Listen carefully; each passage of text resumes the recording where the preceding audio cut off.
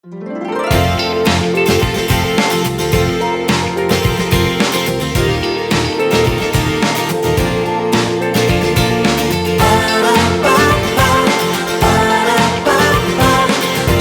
सवेरे पाकिस्तान।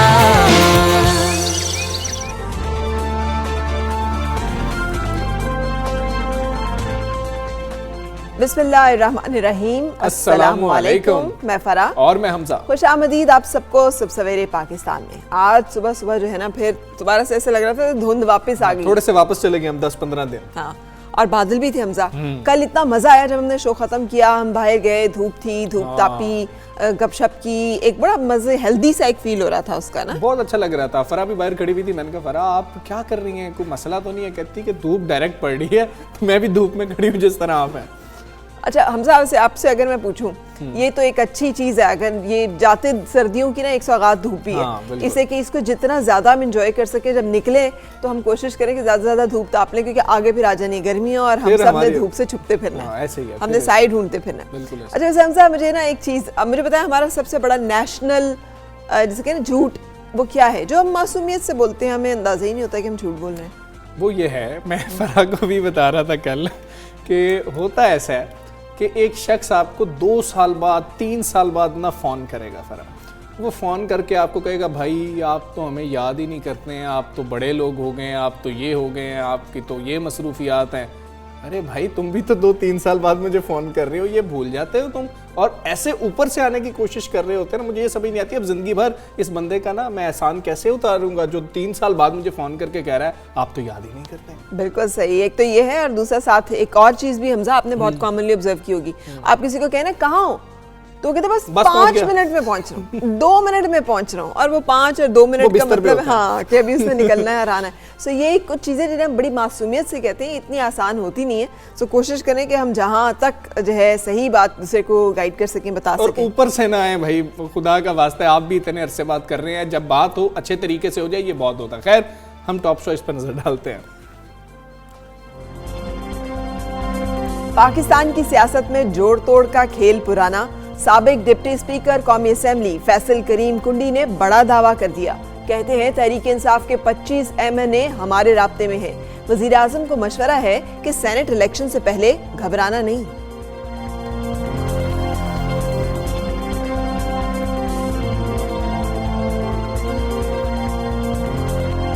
कितनी हुकूमतें आईं और कितनी गईं, शहर कायद के हालात ना बदले, चेहरे बदल गए। इल्जाम तराशी का वही पुराना खेल आज भी जारी है। गैर फाल बल्दियाती इदारे, सिंध सरकार की इंतजामी नाकामियों का सबूत, कराची का इंतजामी और सियासी खला कब पुर होगा?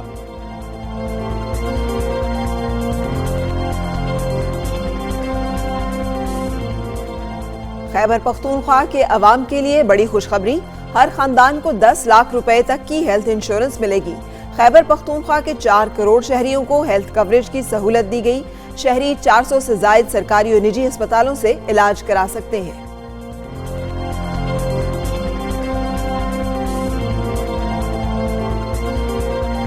सोशल मीडिया पर अवाम ने शोर मचाया तो बुजदार सरकार को भी होश आया। लाहौर के गुलशन इकबाल पार्क में अल्लामा इकबाल के मुजस्समे को हटा दिया गया। शायर मशरिक के मुजस्समे के नाम पर मजाक देखकर लोग तड़प उठे थे। सोशल मीडिया सारिफीन का कहना है इस मुजस्समे को देखकर तो इकबाल की रूह भी कांप गई होगी।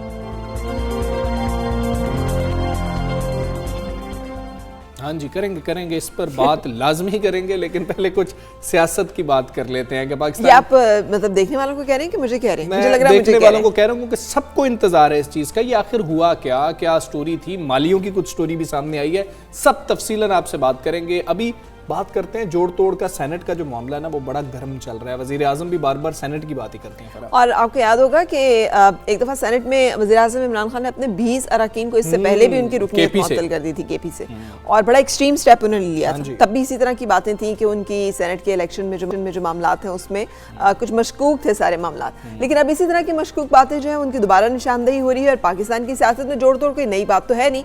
बरसरे इक़्तिदार पार्टियां अपनी ताकत को बढ़ाने के लिए अपोजिशन के मुंतखब नुमाइंदों को अपने साथ मिलाने का रिवायती खेल तो हमेशा से खेलती चली आई है, लेकिन अब गंगा उल्टी बहने लगी है, क्योंकि अब जो है पाकिस्तान पीपल्स पार्टी के रहनुमा और साबिक डिप्टी स्पीकर कौमी असेंबली फैसल करीम कुंडी ने ये बड़ा दावा किया है और कहते हैं कि तहरीक इंसाफ के 25 एमएनए हमारे राब्ते में।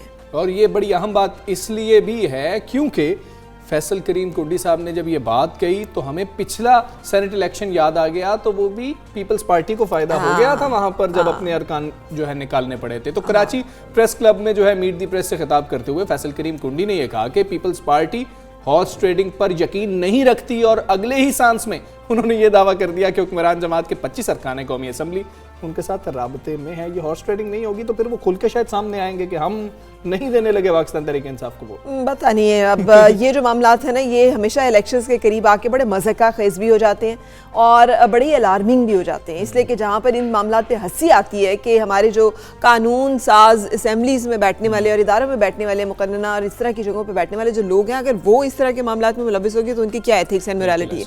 लेकिन उसके साथ अफसोस भी इसी बात पर होता है कि यार ये तमाम मामलात जो हैं ये हमें किस तरफ लेके जाएंगे।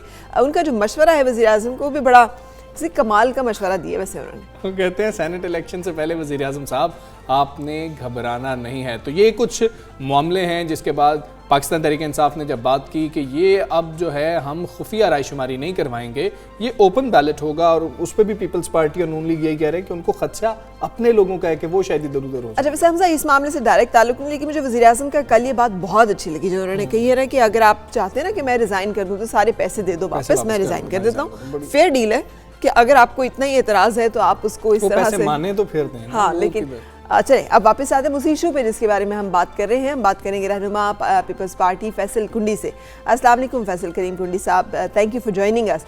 फरमाइएगा कि ये एक बड़ा दावा है जो आप लोग कर रहे हैं कि 25 एमएनएज पीटीआई के आपके साथ हैं, तो नाम क्यों नहीं उनके एक्सपोज कर देते ताकि सबको मालूम हो जाए कि आपके दावे में भी सदाकत है और वो लोग भी खुल के सामने आ जाए। बिस्मिल्लाहिर्रहमानिर्रहीम। देखें, ऐसी चीज़ें नहीं होती, कुछ बातें होती हैं, कुछ पर्दे में होती हैं, कुछ पर्दे के बाहर होती हैं। तो हम अगर एक्सपोज करें तो क्या फ़ायदा होगा। पहले मुझे बताएं कि तहरीक इंसाफ के लोग जो कि मदीना की रियासत की और इंसाफ की बात करते थे, जब इन्होंने चेयरमैन सेनेट का इलेक्शन हो रहा था और 14 मेंबर खरीद व फरोख्त की अपोजिशन की जमातों से, और जिसे तो मिठाइयाँ बांट रहे थे और नाच गा रहे थे और कह रहे थे कि हमारे इल्म की तहरीक नाकाम हो गई है, तो जिस चीज़ पे वो लानत बेचे थे ख़रीदो फरोख्त पे, वो लानत उन्होंने खुद अपनाई थी। तो अब इनके जो MPAs और MNAs हैं ये काफ़ी नाला हैं, खफा हैं, जिसका आपने पिछले दिनों एक अमली मुजाहरा देखा कि जिस 5 करोड़ रुपए को वज़ीर आज़म साहब माजी में जब अपोजिशन लीडर थे कहते थे कि हराम है, 5-5 करोड़ रुपए जो हैं वो MNAs को नहीं देने चाहिए, पार्लियामेंट्री को नहीं देने चाहिए, अब वो आ गए एक्सचेकर के पैसों से अपने MNAs को 50-50 करोड़ रुपए दे रहे हैं, सिर्फ अपने MNAs को, अपोजिशन को नहीं दे रहे हैं। अब वो 50 करोड़ के हलाल हो गए हैं। इलेक्शन कमीशन के मैं चेयरमैन से रिक्वेस्ट करूंगा कि इलेक्शन कमिश्नर जो है कि आप इस पर एक्शन लें, क्योंकि वज़ीर आज़म साहब जो है हॉर्स ट्रेडिंग में मुलविस हैं। वो पार्लियामेंटेरियंस को 50-50 करोड़ रुपए रिश्वत देना चाहते हैं और वोट खरीदना चाहते हैं उनके। ये बात उनको 2.5 साल पहले नहीं आ रही थी, आज उनको याद आ रही है। और मैं ये भी बता दूँ अपने PTI के दोस्तों को कि ये आपको लारे लगा रहा है वज़ीर आज़म, आपको ये पैसे इन्होंने देने, इलेक्शन जब गुजर जाएगा फिर आपको ये वज़ीर आज़म में भी नहीं मिलना, आपके पैसे भी रिलीज़ नहीं होने, सिर्फ आपसे जो है वो टाइम पास ही के लिए आपसे सेनेट के इलेक्शन के वोट गुजार रहे हैं। तो जब वक्त आएगा और जब मेंबर सामने आएंगे तो एक्सपोज भी हो जाएंगे। हर चीज़ वक्त पे अच्छी लगती है ना, बेवक्त जो कहें कि ये चीज़ एक्सपोज कर दे तो नहीं होती। जब वक्त आएगा तो मेंबर सामने आ जाएंगे, एक्सपोज की जरूरत नहीं, वो खुद सामने आ जाएंगे कि हम जो है तहरीक इंसाफ के हुकूमत से, तहरीक की जमात से जो है बिल्कुल ठीक है, वक्त आने पर एक्सपोज जरूर कीजिएगा। फैसल करीम कुंडी साहब, आपने चेयरमैन सेनेट की तहरीक अदम एतमाद का जिक्र किया है, तो पाकिस्तान तहरीक इंसाफ का तो माजी ये है कि जब उनको पता लगा कि हमारे इतने अरकान जो हैं उन्होंने हमें वोट नहीं किया तो उन्होंने निकाल दिया। आपके भी 14 अरकान जो खरीदे गए थे मुख्तलिफ पार्टियों के, आपने तो नाम तक नहीं लिए कि ये लोग हैं, आप लोग भी उनको निकाल देते। देखें, हमारे पास वो जायचे नहीं है, वो तावीज़ नहीं है जो पे तहरीक इंसाफ वालों के पास है। उनको तो ख्वाब में नज़र आ जाता है कि फ़लाँ ये चीज़ हो रही है, फ़लाँ ये चीज़ होती है, ख्वाब भी देखते हैं, सब कुछ करते हैं।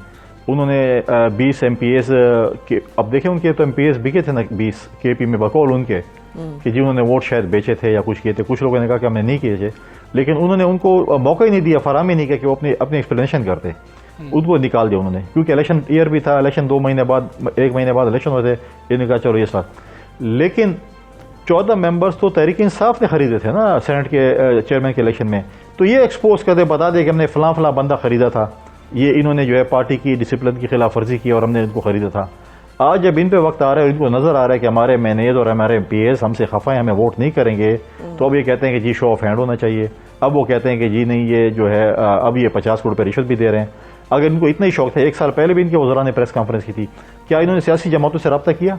ये तो रेफरेंस लेके प्रेसिडेंट के चले गए सुप्रीम कोर्ट, ये तो पार्लियामेंट में बात ही नहीं करना चाहते। हक तो ये था कि बहुत पहले 2 से 4 महीने पहले ये कमेटी बनाते, अपोजिशन की जमातों से रब्ता करते, अपने साथ रब्ता करते और उनकी कमेटी बैठती और आपस में जब चीज़ें ठीक करते हैं। अच्छा, अब आपको वो डेवलपमेंट फंड्स जो कि वज़ीर-ए-आज़म ने देने का वादा किया है अपने MNAs और MPs को, आपको वो भी लग रहा है कि वो भी रिश्वत दी जा रही है? जो है इलेक्शन कमीशन से कह रही है कि वो नोटिस लें, वज़ीर-ए-आज़म जो है वो हॉर्स ट्रेडिंग कर रहे हैं। अगर आपके ख्याल में हॉर्स ट्रेडिंग होती है, हो रही है, तो आप तहरीक-ए-इंसाफ की ओपन जो बैलेट है उसकी तजवीज़ पर हामी क्यों नहीं भर लेते? मतलब ये तो सबके लिए शफाफ हो जाएगा, ये तरीका सामने आ जाएगा खुल के, जो नाराज है वो भी खुल के सामने आ जाएगा, तो इसमें फिर कबाहत क्या है? देखिए, हम हॉर्स ट्रेडिंग पे जो है हम इसको फ़रोग़ नहीं देना चाहते। हम अगर PTI की पार्टी तोड़ना चाहते तो हम तोड़ सकते थे। हमें माजी में जब हमारी हुकूमत थी उस वक्त काफ के MNAs हमारे पास आए थे, वो फॉर ब्लॉक बना रहे थे। हमने काफ के MNAs को नहीं तोड़ा, बल्कि हमने कहा आप एज ए पार्टी अगर शामिल होंगे, और कुछ अर्से बाद वो एज ए पार्टी हमारे साथ कोलिशन पार्टनर बन के थे। हम आज भी नहीं होते, लेकिन वज़ीर-ए-आज़म साहब बार बार बड़े बड़े दावे करते हैं अपोजिशन के खिलाफ, बहुत मतलब है कि बयान देते हैं, समझते हैं कि वो पता नहीं क्या हैं। लेकिन जब मैं वज़ीर-ए-आज़म साहब को भी आज चैलेंज करता हूँ कि जब मैदान लगेगा फिर हम आपको दिखा देंगे कि मैदान में कितने घोड़े दौड़ रहे हैं, आपके कितने दौड़े जो हैं आपके इस्तबल से चले गए हैं, तो वो सामने आ जाएगा। क्योंकि इनको बड़ा शौक है कि दावे करने का, जब मैदान लगे तो सब कुछ ज़ाहिर हो जाएगा। फैसल करीम कुंडी साहब, बहुत शुक्रिया आपका। सुबह सवेरे पाकिस्तान से आप बात कर रहे थे। सुबह सवेरे पाकिस्तान, सुबह सवेरे पाकिस्तान। कराची के हवाले से हमारा एक ही सवाल होता है कि आखिर कराची वालों के दिन कब बदलेंगे, कब इंतज़ामी और सियासी खला पुर होगा और लोगों के मसाइल हल होंगे।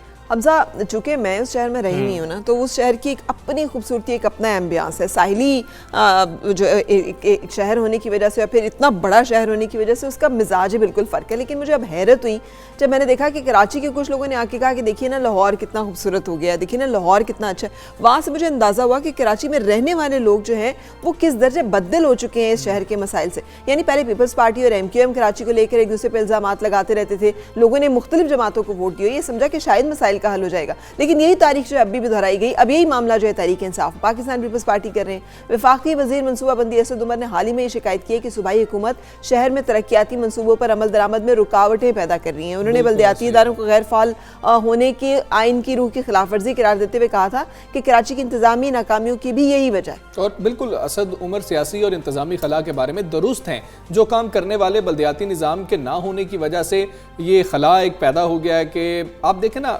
पावर नीचे ही नहीं आ रही है। वज़ीर आला साहब तो कहते हैं कि मैं किसी को जवाबदेह नहीं हूं, लेकिन वही पावर जिसकी वजह से वो ये कह रहे हैं वो पावर नीचे नहीं जा रही है ना, लोगों को नहीं मिल रही है। नीचे इदारे उस तरह से स्ट्रांग नहीं हो रहे। और ये भी सच है कि कराची की बदहाली की बड़ी जिम्मेदार सिंध हुकूमत है, जिसने शहरी मसाइल को हल करने के लिए दरकार निचली सतह को बाइख्तियार बनाने के लिए काम ही नहीं किया। और ये जमहूरियत जो है ना, मुझे समझ नहीं आती कि जब 18वीं तरमीम के जरिए सूबे तो अपने इख्तियारात ले लेते हैं, लेकिन उन इख्तियारात की जो मुंतकिली जो उसी तरमीम के नतीजे में होना बहुत ज़रूरी है, वहाँ पे डेवोल्यूशन ऑफ पावर से वो रुक जाते हैं।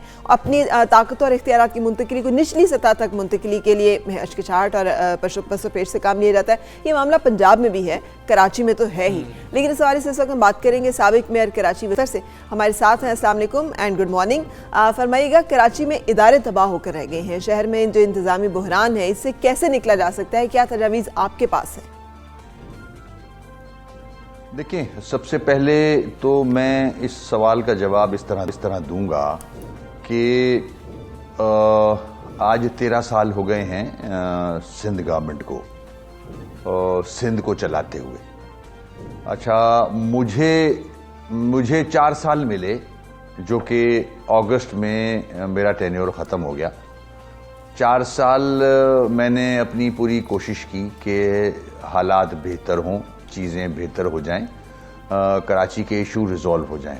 अब पॉइंट ये नोट करने का है कि मेरे पास 4 साल थे और पीपल्स पार्टी गवर्नमेंट जो है वो पिछले 13 साल से काम कर रही है। अगर आप 4 साल निकाल दें तो 9 साल बचते हैं पीपल्स पार्टी के पास उसने इन 9 सालों में, जब मैं नहीं था, एडमिनिस्ट्रेटर नहीं थे, मेयर नहीं थे, तो क्या किया? आप अगर इस शहर के लिए जितने भी एडमिनिस्ट्रेटर बिठा दें, जितने भी मेयर्स ले आएं, इसका सलूशन ये नहीं है जब तक सिस्टम को ठीक नहीं किया जाएगा। और सिस्टम क्या है? जो म्युनिसिपल सर्विसेज होते हैं, जो केएमसी के फंक्शंस हैं, जितने भी महकमे हैं जो केएमसी के अंडर में रहे हैं माजी में, वो केएमसी के पास होने चाहिए। इन पूरे 13 सालों में, और 4 साल अगर आप मेरे भी इंक्लूड कर लें, तो वाटर बोर्ड सिंध गवर्नमेंट के पास था, solid waste management board Sindh government के पास था, building control authority Sindh government के पास था, सीवेज का सिस्टम सिंध गवर्नमेंट के पास था, ट्रांसपोर्ट का सिस्टम सिंध गवर्नमेंट के पास था, मेगा प्रोजेक्ट सड़कों के हवाले से वो सिंध गवर्नमेंट के पास थे। अब जब तक ये इख्तियारात, चाहे कोई भी मेयर हो, एडमिनिस्ट्रेटर हो, एक छतरी के नीचे म्युनिसिपल सर्विसेज के हवाले से नहीं लाए जाएंगे, और फिर सिर्फ इख्तियारात नहीं, जो फंड्स होते हैं, जो केएमसी को फंड्स मिलने चाहिए, जो ड्यू शेयर है केएमसी का, वो भी उस एडमिनिस्ट्रेटर या मेयर को मिलना चाहिए, तो बेहतरी आ सकती है इस शहर में। अदरवाइज सवाल ही पैदा नहीं होता। आप किसी को भी बिठा दें लाके, जब पीपल्स पार्टी की गवर्नमेंट का विजन ही नहीं है, वो चाहती ही नहीं है कि मसाइल हल हों, क्योंकि मैं साबित कर सकता हूं कि मेरे 4 साल निकाल दिए तो 9 साल में आपने क्या किया। अच्छा, मुझे अगस्त में मैं छोड़ चुका हूं पिछले साल। ठीक है वसीम अख्तर साहब, हमने कराची में हमेशा ब्लेम गेम चलती है या फिर क्रेडिट गेम चलती है। पहले पीपल्स पार्टी और एमक्यूएम एक दूसरे पर इल्जामात लगाते रहे, अब तहरीक इंसाफ और पीपल्स पार्टी एक दूसरे पर नाकामी का मलबा डालते हुए नजर आ रहे हैं। इस अंदाजे सियासत को देखकर यह लगता है कोई भी सियासतदान इंटरेस्टेड नहीं था मामला ठीक करने के लिए। देखिए, अगर आप मेरे इंटरव्यूज निकाल के देख लें पिछले मेयरशिप के 4 साल के, मैंने ये बारहा कहा है। मैं फेडरल गवर्नमेंट के पास भी गया हूं, मैं सिंध गवर्नमेंट के चीफ मिनिस्टर साहब के पास बहुत दफा गया हूं, लिखा है कि चीजें बेहतर करने के लिए सियासत से बालातर होकर लोगों के मसाइल हल किए जा सकते हैं। मैं आपके साथ हूं। हालांकि अगर देखा जाए तो मेरा एडमिनिस्ट्रेटिव डिपार्टमेंट ही लोकल गवर्नमेंट है। चीफ एग्जीक्यूटिव जो है सूबे का, वो ही देखता है केएमसी को भी, अगर देखा जाए तो। मगर समझ में नहीं आता कि क्यों नहीं चाहते सिंध गवर्नमेंट हो या फेडरल गवर्नमेंट हो कि कराची के मसाइल हल हों। आज 2.5 साल से ज़्यादा हो गया है फेडरल गवर्नमेंट को भी, मगर कराची के मसाइल पे स्टेटमेंट तो दे दिए जाते हैं कि इतने पैसे का ऐलान कर दिया, मगर ग्राउंड रियलिटी कुछ और है। ग्राउंड पे कुछ है, बल्कि हर रोज़ और बिगाड़ हो रहा है।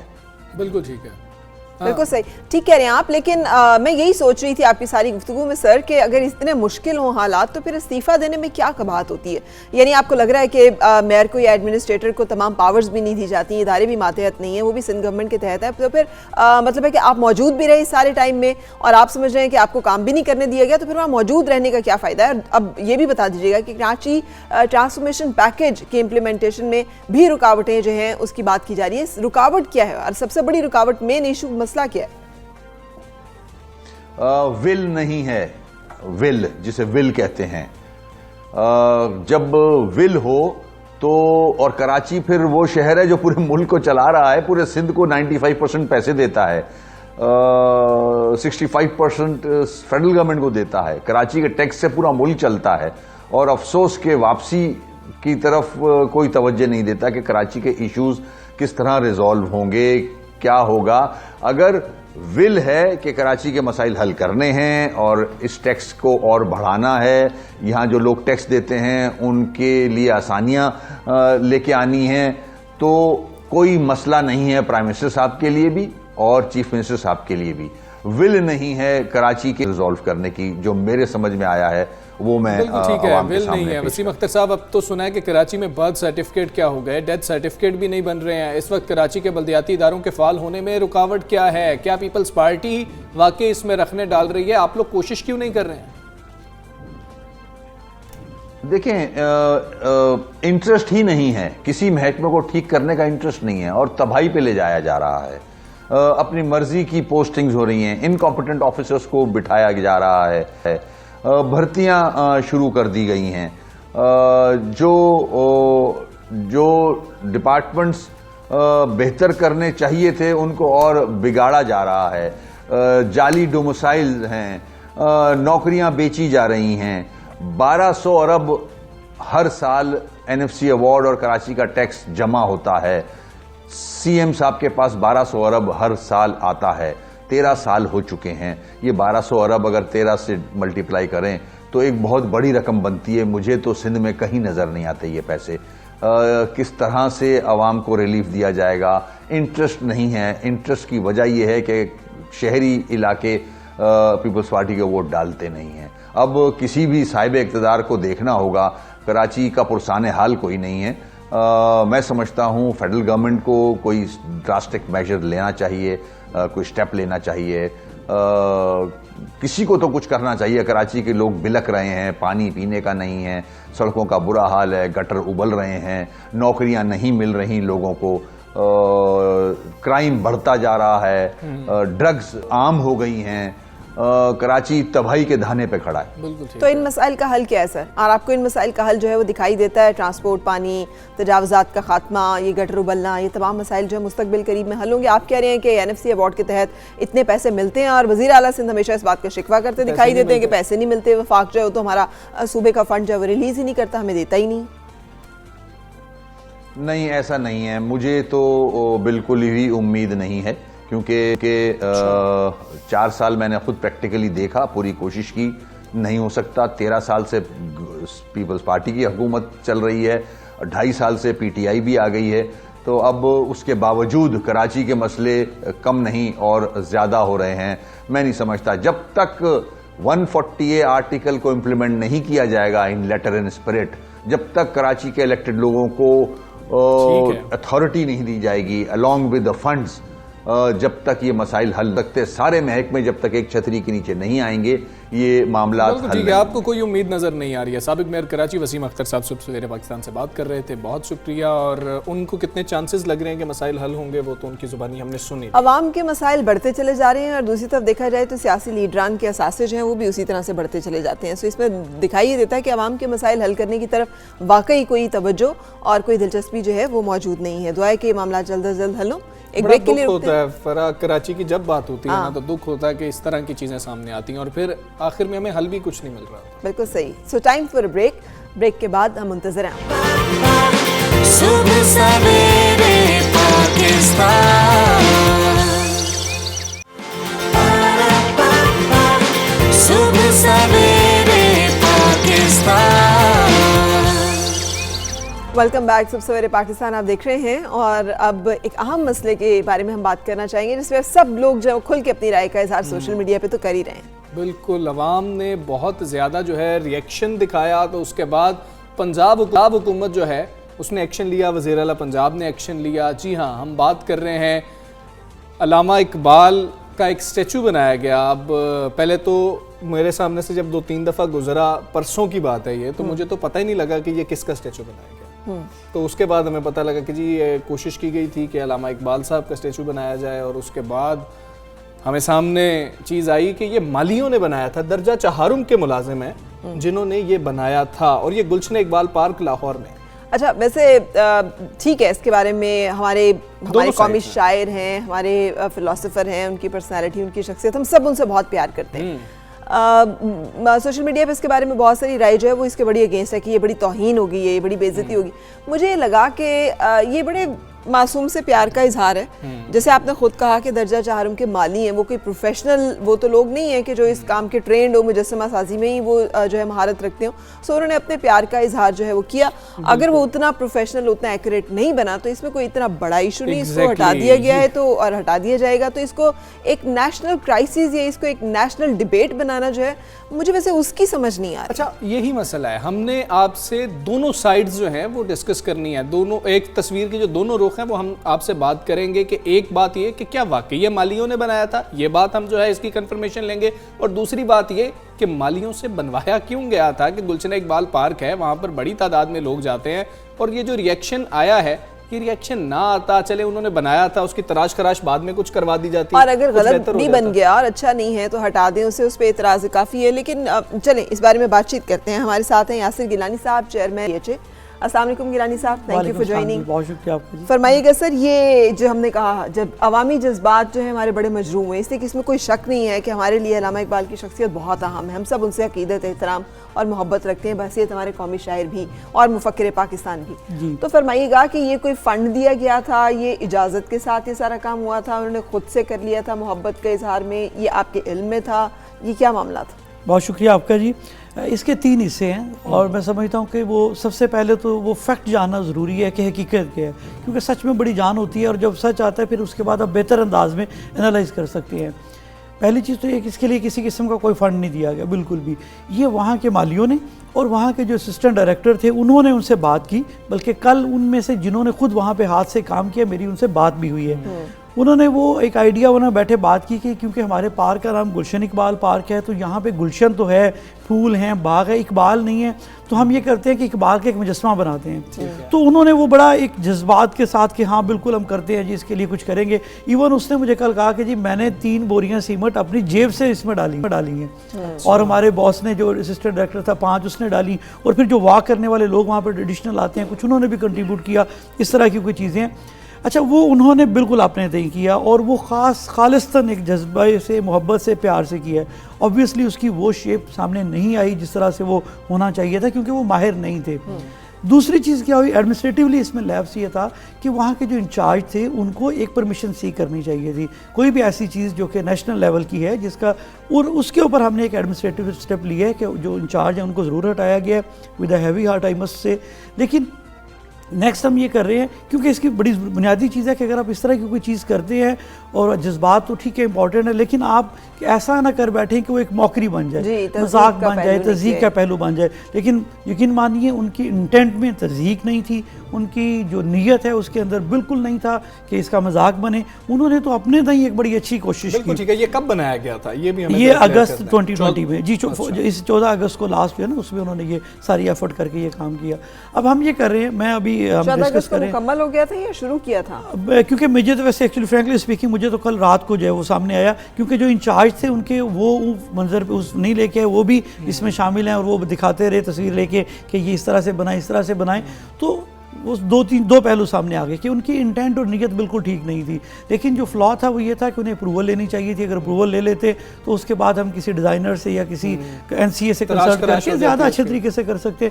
और अहम चीज़ ये है कि कोई एक भी गवर्नमेंट की पैनी इसमें शामिल नहीं है। अब हम क्या सोच रहे हैं कि इसको भी हम कंसल्ट कर रहे हैं कि इसको किस तरह से किया जाए। रात को कुछ एक्सपर्ट से बात हुई, क्योंकि इसके अंदर उन्होंने वो जो वहाँ पे लोकल अवेलेबल जो ईंटें थी, ब्रिक्स थी टूटी हुई, कुछ सीमेंट था या स्टील कुछ था वो यूज़ किया, तो इसको कोई ख़ास तराशा नहीं जा सकता था। हमने टाइम बिंग इसको रिमूव किया है। अब इस पर हम काम कर रहे हैं कि स्टैचू ही बनाना है या दीवार इकबाल बनाएं या व्हाटएवर हम इसको बनाएं। एक चीज़ हमने डिसाइड किया है कि इसकी इनॉग्रेशन जब हम करवाएंगे वो उन्हीं मालियों से करवाएंगे जिन्होंने अपने हाथ से। बहुत अच्छी बात है गिलानी साहब, बहुत अच्छी बात है। हम वो माली जिनका जज्बा ये था, जिनकी इंटेंट बहुत अच्छी थी, उनको हम सल्यूट करते हैं कि आपने ये सोचा और आपने किया जो आप कर सकते थे। लेकिन हमारा जो क्वेश्चन है वो इंतजामिया से सवालात उठ रहे हैं, हुकूमत से सवालात उठ रहे हैं। गिलानी साहब ये बताएं कि अगर हम मालियों को ये कहते हैं कि फूलों से अल्लामा इकबाल का चेहरा बना दिया जाए, वो बहुत खूबसूरत बनाते। जी बिल्कुल आपकी बात ठीक है। मैंने ये बताया ना कि 2 पहलू इसके थे।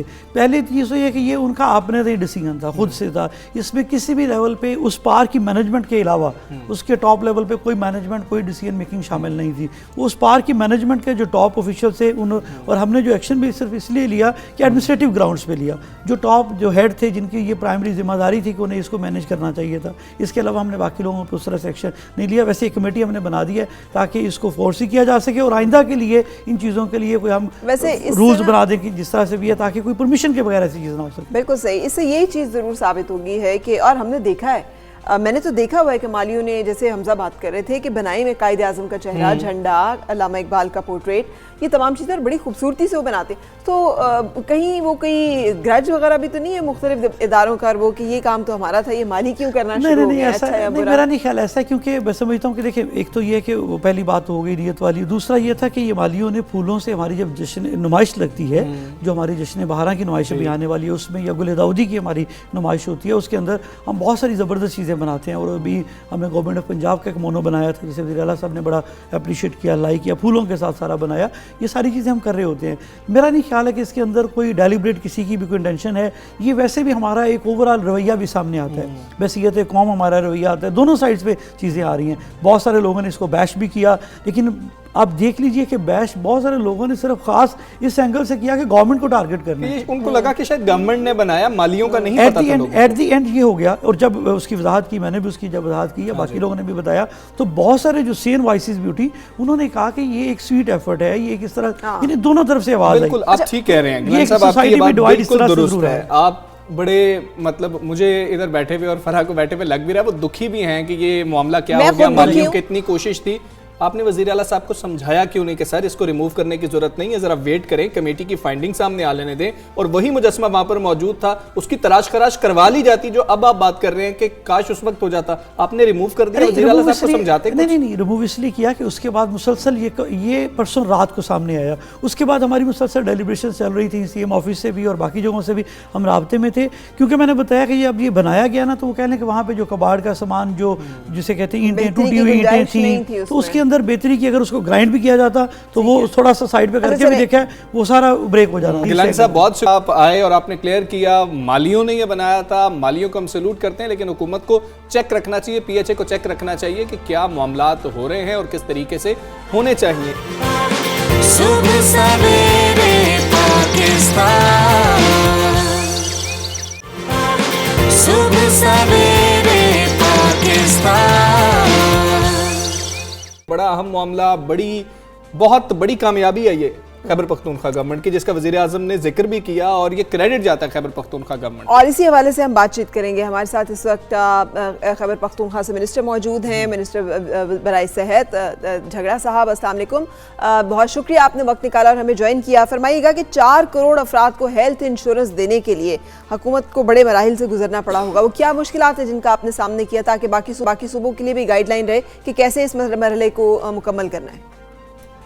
पहली चीज तो ये कि मेरे ख्याल में से ये साबित भी होता है कि बड़ा काम हो सकता है, और जो शायद सबसे बड़ा चैलेंज था, जिसका क्रेडिट सबसे पहले चीफ मिनिस्टर को जाता है, वो ये है कि हम ये इरादा करें कि हमने ये इतना बड़ा काम करना है। उसके बाद फिर बहुत से चैलेंजेस थे कि पैसे कहाँ से आएंगे, क्या कोई एक इंश्योरेंस कंपनी इसको कर सकेगी या नहीं। मई 2019 में ये फैसला किया। ऑब्वियसली मुश्किलात थे, हम करना 2019 में चाहते थे, लेकिन जो हमारा इंश्योरेंस प्रोवाइडर था उनके कुछ खदशात थे, तो हमने वो कॉन्ट्रैक्ट कैंसिल करके दोबारा से टेंडरिंग की, उसमें फिर टेंडरिंग का प्रोसेस। लेकिन ये मुझे फख्र है कि जब एक बार कॉन्ट्रैक्ट साइन किया अगस्त 2020 में प्राइम मिनिस्टर साहब के साथ, तो 1 नवंबर को इसका रोल आउट शुरू हुआ और 1 फरवरी को हमने पूरे सूबे को यानी 4 करोड़ अफराद को कवर कर दिया। यानी कि इतना बड़ा काम 90 दिन में अगर हम कर सकते हैं, इसका मतलब कि पाकिस्तान में बड़ी तब्दीली या बड़े कदम अगर नियत हो और एफर्ट हो तो वो हो सकते हैं। चीफ मिनिस्टर साहब को क्रेडिट जाता है, तो सेहत कार्ड की टीम है हमारी, 8-9 लोगों की छोटी सी टीम है, उनको क्रेडिट जाता है, और मेरे ख्याल में इसका बहुत ज्यादा फायदा होगा। अच्छा ठीक है झगड़ा साहब, ये बताइएगा क्या ये सब लोगों को कार्ड्स मिल गए हैं या सब एलिजिबल हो गए हैं इस कार्ड के लिए? इसके लिए अप्लाई किस तरीके से करना है? क्योंकि कुछ लोग ये शिकवा कर रहे हैं कि हमें तो कार्ड अभी तक नहीं मिला। उनको क्यों नहीं मिला कार्ड? क्या उन्होंने अप्लाई नहीं किया? मामला क्या है, ये थोड़ा सा क्लियर कर दें।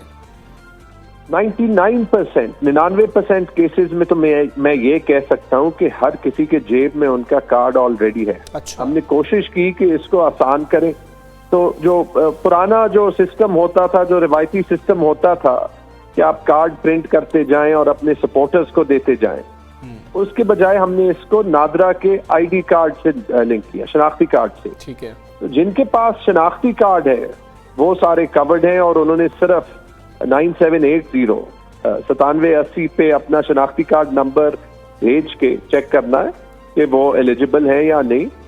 उनका मुस्तकिल पता खैबर पख्तूनख्वा का होना चाहिए। तो 2-3 वजूहात हैं जिनकी वजह से शायद कार्ड जो है वो ना मिला हो, मतलब कि जिसकी रजिस्ट्रेशन ना हुई हो। कार्ड की तो जरूरत नहीं है, शनाख्ती कार्ड इस्तेमाल करना है। एक कि किसी का मुस्तकिल पता जो है, हालांकि वो बिलोंग खैबर पख्तूनख्वा से करता हो लेकिन हमारी पॉपुलेशन मोबाइल हो, तो अगर किसी ने अपना मुस्तकिल पता इस्लामाबाद का रखा है, कराची का रखा है, तो वो जो है नहीं कवर्ड होगा। उनको जो है अपना मुस्तकिल पता खैबर पख्तूनख्वा का बदलना होगा, जिसका एक प्रोसेस होता है। ठीक है। जो दूसरी जो हम इनकरेज कर रहे हैं लोगों को, बहुत से लोगों ने अगर शादी की होती है तो अगर शादी नहीं रजिस्टर्ड होती, अगर बच्चों के फॉर्म बी नहीं डले हुए होते, तो क्योंकि नादरा के सिस्टम से नहीं नादरा के सिस्टम से पिक हो रहा है, तो वो लोग जो है वो सिस्टम आइडेंटिफाई नहीं करेगा। तो मेरे तमाम खैबर पख्तूनख्वा के रहने वालों से ये जरूर रिक्वेस्ट है कि अपनी फैमिली की रजिस्ट्रेशन नादरा में शनाख्ती कार्ड के तौर पे या बच्चों के फॉर्म बी की रजिस्ट्रेशन के तौर पे प्लीज जरूर चेक कर दें ताकि आपकी कवरेज हो।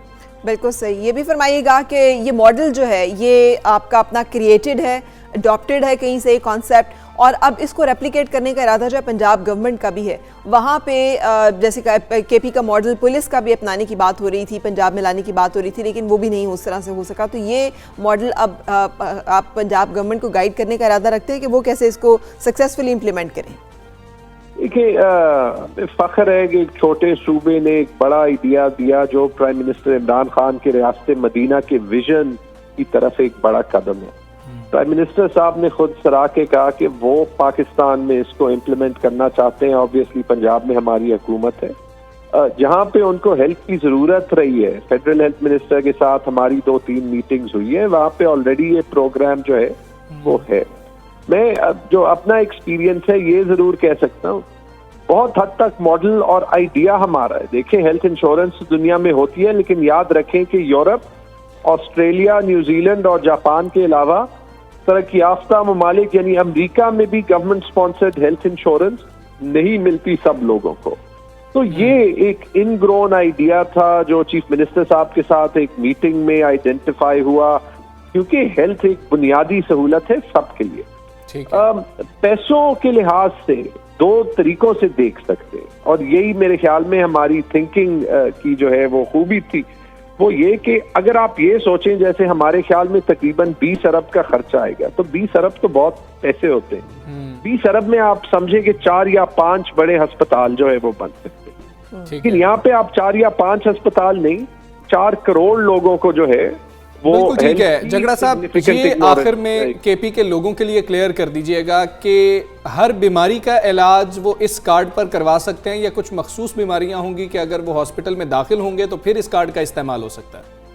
देखिए, जो क्रिटिकल केयर इंश्योरेंस होती है वो फोकस होती है हॉस्पिटल के दाखिले में, जब इंसान को सबसे ज्यादा जरूरत हो। एक सवाल ये आता है, बड़ा अच्छा सवाल है ये, ओपीडी क्यों नहीं इंक्लूडेड? अगर आप ओपीडी और हर डॉक्टर के विजिट का कॉस्ट इंक्लूड कर दें तो फिर तो अरबों में नहीं खरबों में कॉस्ट आएगा। लेकिन ये एक इब्तिदा जरूर है।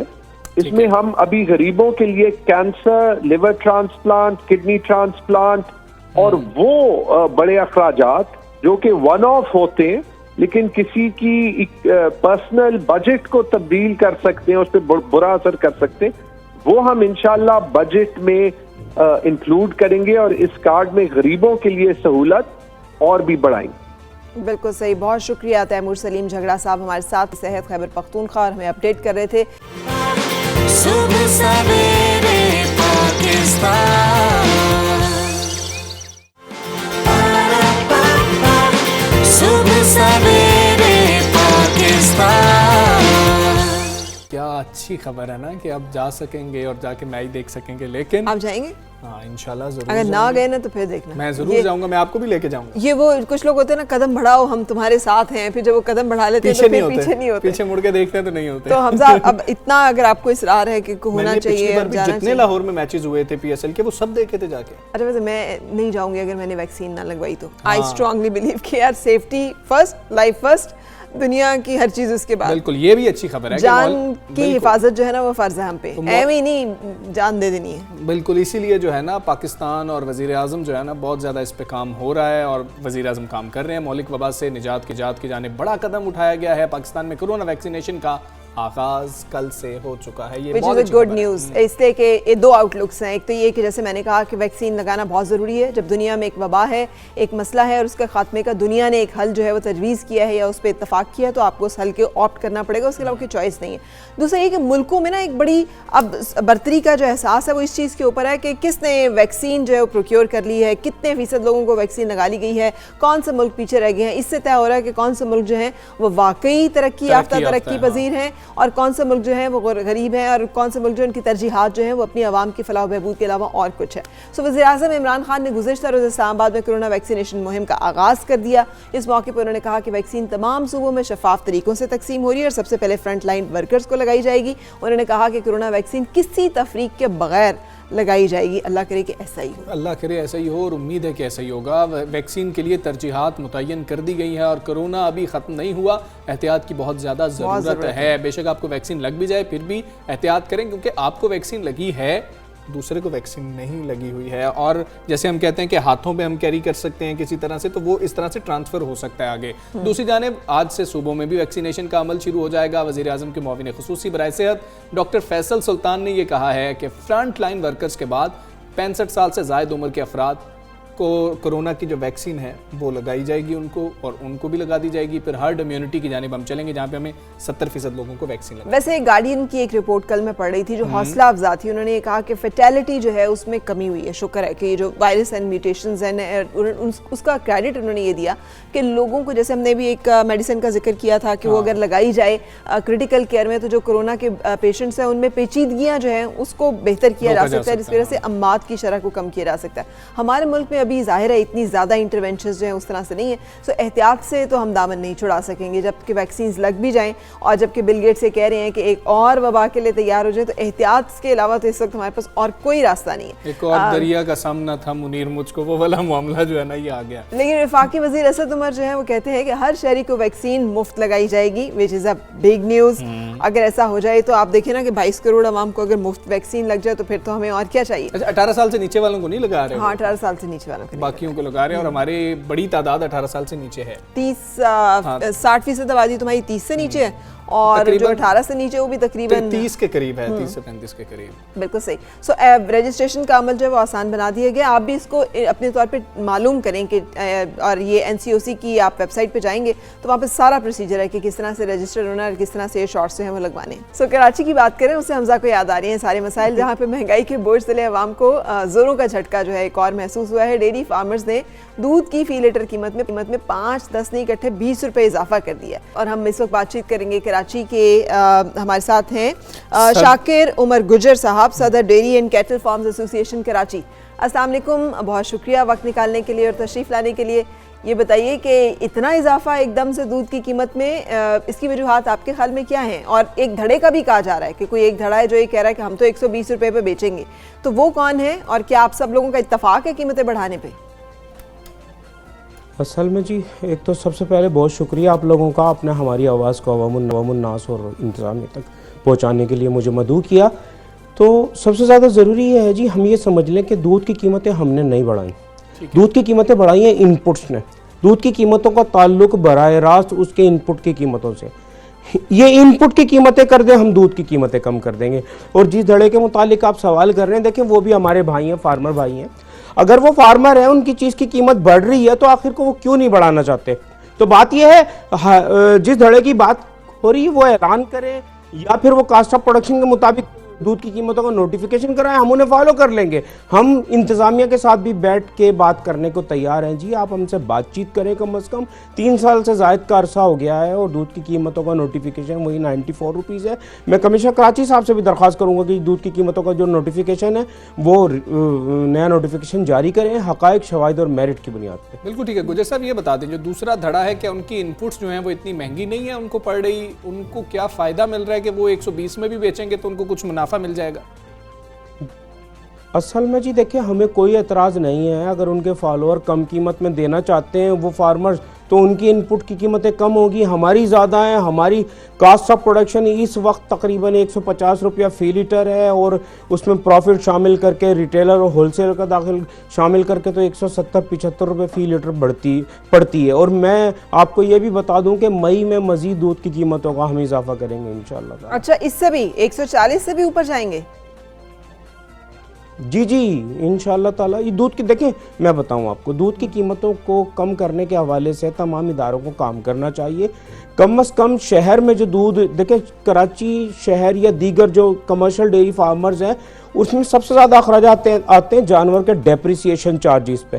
कम से कम कराची के या दीगर शहरों के मज़ाफ़ात में ज़राई ज़मीनें फराम की जाएं ताकि दूध की कीमतें 30-30, 40-40 रुपये लीटर कम हो सकें। अब जो जानवर का डेप्रिसिएशन है, जो भैंस हम 3 लाख की परचेज़ करते हैं वो 1.5 लाख की स्लॉटर होती है, जो हम 2,50,000 की परचेज़ करते हैं वो 1,25,000 की स्लॉटर होती है। तो ये एक मैकेनिज्म बना हुआ है, इसे समझने की ज़रूरत है और इदारों को हमारे साथ काम करने की ज़रूरत है बैठ के, ताकि तमाम चीजें बेहतर हो सके। और दूध की पैदावार जब तक नहीं बढ़ेंगी दूध की कीमतें कम नहीं होंगी। दूध की कीमतें कम करने के लिए सबसे ज्यादा आपकी तलब को कम और रसद को ज्यादा होना चाहिए। इस वक्त तलब ज्यादा है और रसद कम है, और कास्ट ऑफ प्रोडक्शन बढ़ने से, फार्मर्स के दिवालिया होने से, इंटीरियर सिंध और पंजाब की, गुजर साहब कॉस्ट ऑफ प्रोडक्शन की आप बात कर रहे हैं, आप जो कॉस्ट बता रहे हैं अभी भी आप 140 भी कर दें तो आप उससे कम बेच रहे होंगे। 3 साल से कीमतें नहीं बढ़ाई गई हैं, कोई शख्स वो कारोबार नहीं करता जिसमें 1 लीटर के ऊपर इतना घाटा पड़ रहा हो, तो आप फिर ऐसे ये कारोबार कैसे चला रहे हैं? आपको 3 साल से कैसे आपने चला लिया? कॉस्ट इतनी ज्यादा, आप फिर भी हुकूमत सब्सिडी दे रही है नहीं दे रही? आप लोगों को सब्सिडी दे रहे हैं आपके मौक़िफ़ के मुताबिक। असल में जी देखें, आप एक ये बात समझ लें कि 94 रुपीज़ नोटिफिकेशन है 2019 में 110 रुपये लीटर एसोसिएशन की जानिब से इजाफे का ऐलान किया गया। फिर 2020 में 110 रुपये का ऐलान हुआ 2019 में, और 2020 में 120 रुपये लीटर का ऐलान हुआ, जिन कीमतों पर कराची शहर में अब तक दूध फ़रोख्त हो रहा है। पर यह है कि इंतज़ामिया ने उसे कबूल कर दिया, नोटिफिकेशन जारी नहीं किया। तो मैं इंतज़ामिया से दरख्वास्त करूँगा कि जी नोटिफिकेशन करें, हमारे साथ बैठ के बातचीत करें, मामला बातचीत के ज़रिए हल होते हैं ताकि हम किसी नताइज पे पहुंच सकें। अच्छा, ये भी बताइएगा कि अवाम को ये बहुत बड़ा शिकवा है कि कीमतें बढ़ जाती हैं, दूध की क्वालिटी तो वही रहती है, आप पानी उसमें डालना नहीं छोड़ते।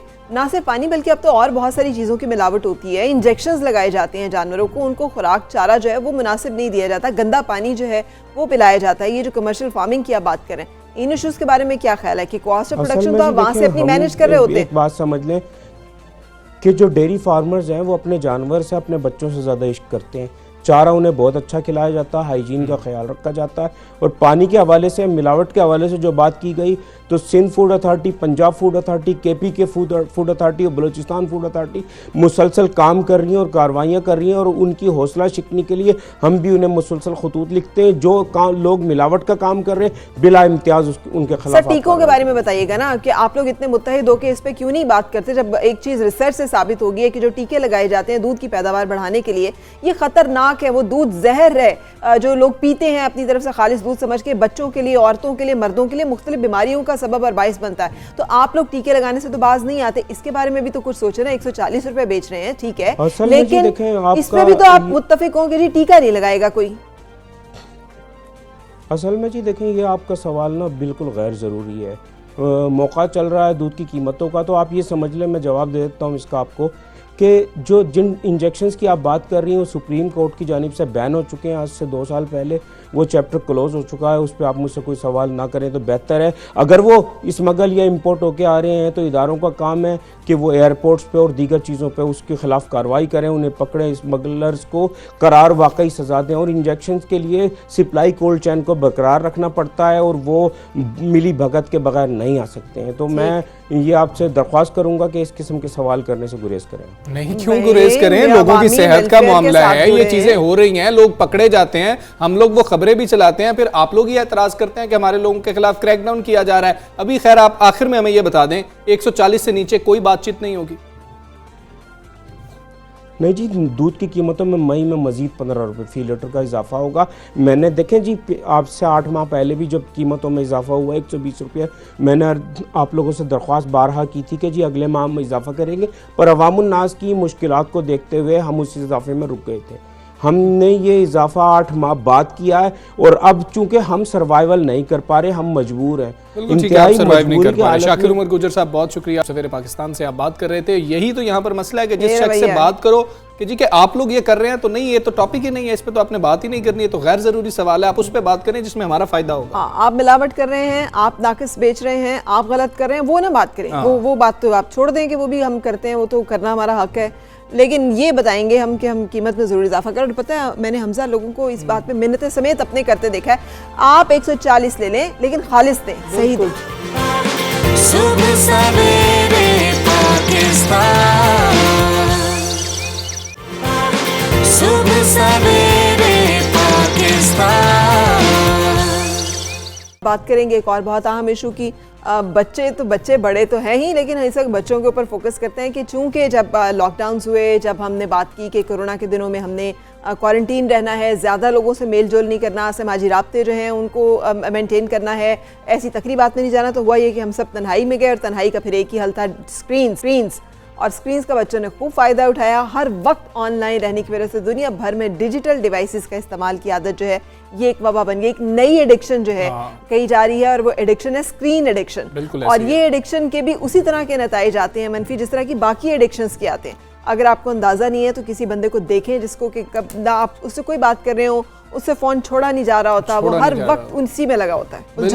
बिल्कुल ऐसे ही है। और बच्चों का स्क्रीन टाइम बहुत ज़्यादा बढ़ा दिया गया है पेरेंट्स की जानिब से। वो चाहते हैं कि बच्चे हमारे सामने रहें लेकिन किसी काम में मशगूल रहें, तो वो उस काम में मशगूल रहते हैं कि हर वक्त मोबाइल पे। छोटे छोटे बच्चे हम उनको कार्टून्स लगा के दे देते हैं, 8 से 10 घंटे 12 घंटे वो कार्टून्स ही देखते रहते हैं, और हम सोचते नहीं है क्योंकि माँ बाप सुखी हैं, बच्चा पास बैठा और शोर भी नहीं कर रहा है। और हमजा होता ये कि इसके बेनिफिट्स हैं डेफिनेटली, हम उसको नेगेट नहीं कर रहे, लेकिन फ़ायदा उसी चीज़ का होता है जिसको एतदाल के साथ इस्तेमाल किया जाए। जब किसी भी चीज़ का इस्तेमाल जो है वो एक मुनासिब हद से आगे बढ़ जाता है तो फिर उसके जो मुज़र असरात हैं वो आना शुरू हो जाते हैं। मैंने बच्चों को देखा है, वो हमजा इमोजीज के एक्सप्रेशंस में कम्युनिकेट करते हैं।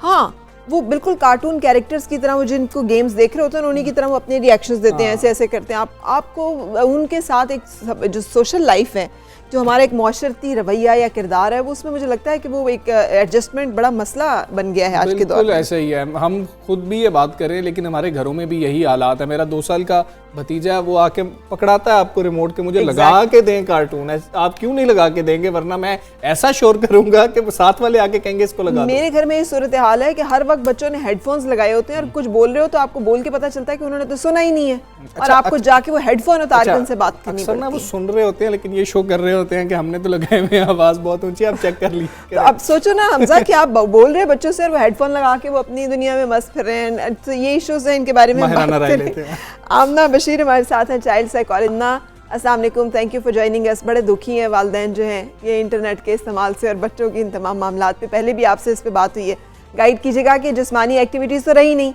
और बच्चे खेल कूद नहीं रहे, तो मोटापे समेत बहुत सारे और मसाइल पैदा हो रहे हैं। हल क्या है इसका? हल तो यही है, मैं आजकल आपको सबसे ज्यादा ये बताऊंगी, आपने भी थोड़ी देर पहले बात की थी, अमेरिकन साइकोलॉजिकल एसोसिएशन की रीसेंट रिसर्च है जिसमें उन्होंने ये कहा कि इंटरनेट एडिक्शन एक बहुत वबाई मर्ज के तौर पे आ रहा है। ऐसा मतलब इतना लीडिंग कॉज बन रहा है दूसरी एडिक्शन की तरह कि इसके बहुत सारे साइड इफेक्ट्स नजर आ रहे हैं। बच्चों में सोशल आइसोलेशन आ रही है जिसकी वजह से एजिटेशन, एंगर और डिप्रेशन बहुत ज्यादा बढ़ रहा है।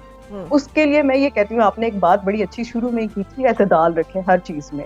आप लोग घर में एक एक्टिविटी कॉर्नर डेवलप करें, बच्चों की फिजिकल एक्टिविटीज को जरूर मेंटेन रखें। मतलब कोई थोड़ी बहुत activities, I always recommend parents to have a walk, मतलब 30 मिनट सुबह, 45 मिनट शाम के टाइम एक रूटीन सेट करें कि हाँ अगर वो स्क्रीन टाइम ले भी रहा है तो उसके दौरान में उसने कोई फिजिकल एक्टिविटी जरूर करनी है एतदाल के साथ। तो वो चीज उसको बहुत ज्यादा मतलब मेंटेन करेगी, बैलेंस करेगी।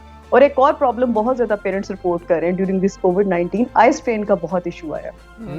मतलब बच्चों में आइज के इश्यूज बहुत ज्यादा आ रहे हैं। तो इसके लिए मैं हमेशा पेरेंट्स को ये भी गाइड करती हूँ कि आप अगर थोड़ा दरमियान में गैप रखें। अगर आपने हाफ एन आवर बच्चे को स्क्रीन टाइम दिया है तो 1 आवर उसका ब्रेक टाइम होना चाहिए उसमें, जिसमें वो फिजिकल एक्टिविटी। जी जी आमना, अब जनरेशन गैप हम सुनते चले आए थे मगर ये अब आके जनरेशन गैप जो है ना उसका एहसास होना शुरू हो गया। बच्चे हमें बेवकूफ़ समझते हैं, वो समझते हैं कि आपको क्या मालूम है, ये तो सारी दुनिया का सब इल्म तो हमारे पास है, कुछ उन्हें बताने लगो तो शुरू बात यहाँ से करते हैं हमें पता है। तो अब इसको वालिदैन कैसे कोप करें इस डिजिटल एज के एम्पावर्ड बच्चों के साथ? मैं पेरेंट्स को गाइड करती हूँ कि अपने आप को भी जरूर अडेप्ट करें, क्योंकि ये अब दौर है इस चीज़ का कि आपको भी डिजिटलाइज होना चाहिए। अडेप्टेबिलिटी बहुत ज़रूरी है। इस सिलसिले में अपने आप को अडेप्ट करके खुद भी आप जरा थोड़ा सा इन नो हाउ जरूर रखें लेटेस्ट इन्फॉर्मेशन के साथ, ताकि आप अपने बच्चों को साथ थोड़ा कर सके। आपको ये पता हो कि आपका बच्चा कहीं गलत यूज तो नहीं कर रहा इंटरनेट का, कहीं बहुत ज्यादा स्क्रीन टाइम से कुछ और नेगेटिव इम्पैक्ट तो नहीं आ रहा। स्क्रीन टाइम हमें प्लीज बता दें कि हर उम्र के लिए स्क्रीन टाइम तो अलग होगा, हर एज ब्रैकेट के लिए स्क्रीन टाइम अलग होगा, तो वो कितना स्क्रीन टाइम होना चाहिए? क्योंकि हम 1-2 साल के बच्चे को भी अब टीवी बहुत ज्यादा, कार्टून्स बहुत ज्यादा दिखा रहे हैं, मोबाइल भी पकड़ा देते हैं कि जी भाई देखो तुम कार्टून, अम्मी खाला से बात कर रही हैं। जी बिल्कुल, लेटेस्ट रिसर्चेस यही कहती हैं कि 2 आवर्स का स्क्रीन टाइम जो है ना वो सबसे बेस्ट है छोटे बच्चों के लिए। पूरे दिन में अगर आप 2 to 3 आवर्स उनको स्क्रीन टाइम देते हैं तो वो बेस्ट है। वहाँ पे वो बात इस पूरे दिन में, और उसको भी आप फिर ना टुकड़ों में डिवाइड कर दें, हाफ एन आवर का रख लें, 15 मिनट्स का रख लें पूरे दिन में। एक और चीज़ है, मैं टैपर ऑफ करने का भी कहती हूँ। बहुत ज्यादा स्क्रीन टाइम के हम वाकई आदी हो चुके हुए हैं, फिजिकल एक्टिविटी से बिल्कुल खत्म हो चुके हुए हैं।